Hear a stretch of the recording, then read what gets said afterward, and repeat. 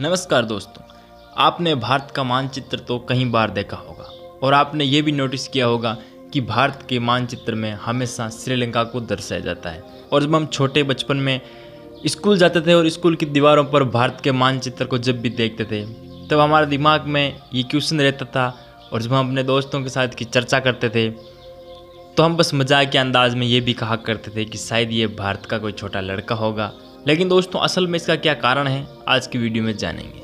दोस्तों, भारत के मानचित्र में श्रीलंका को दर्शाना, इसके पीछे कोई बहुत ही बड़ा कारण नहीं है।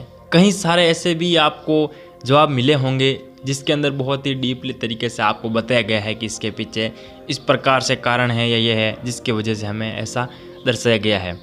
लेकिन सही मायने में ऐसा कुछ भी नहीं है। आपने ये भी नोटिस किया होगा कि भारत का जब मानचित्र देखते हैं तो उसके अंदर नेपाल, भूटान, बांग्लादेश, पाकिस्तान, श्रीलंका, इन सभी देशों को दर्शाया गया है।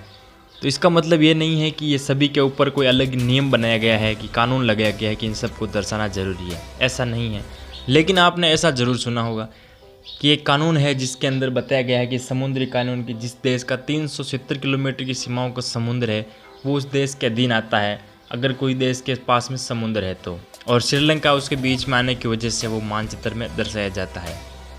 अगर साथियों ऐसा होता है तो श्रीलंका का अगर 370 किलोमीटर माने तो फिर हिंदुस्तान भी श्रीलंका के मानचित्र में आना चाहिए था।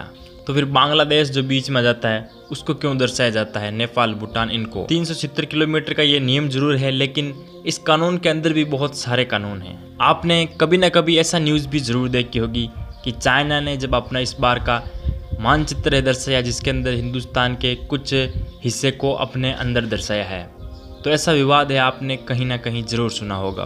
तो ऐसा विवाद उन मानचित्र के ऊपर होता है जो कि एक देश का सही मानचित्र होता है जिसके अंदर किसी देश की दूसरी सीमाओं को बिल्कुल भी नहीं लगाया जा सकता है। और यदि ऐसा मानचित्र हिंदुस्तान का भी हो तो उसमें श्रीलंका को नहीं दर्शाया जाएगा। तो साथियों, ये थी एक छोटी सी न्यूज़ जिसको काफ़ी बड़ी तरीके से आपको बताया जाता है। ऐसा नहीं है कि इसको कोई बड़ा कानून या इसके ऊपर बनाया गया है कि इस प्रकार से इसको दर्शाना ज़रूरी होता है या भारत इसके ऊपर अपना आधिपत्य समझता है, तो ऐसा बिल्कुल भी नहीं है। तो साथियों, कैसी लगी आज की ये जानकारी? अच्छी लगी है तो वीडियो को लाइक, शेयर एंड सब्सक्राइब ज़रूर करें।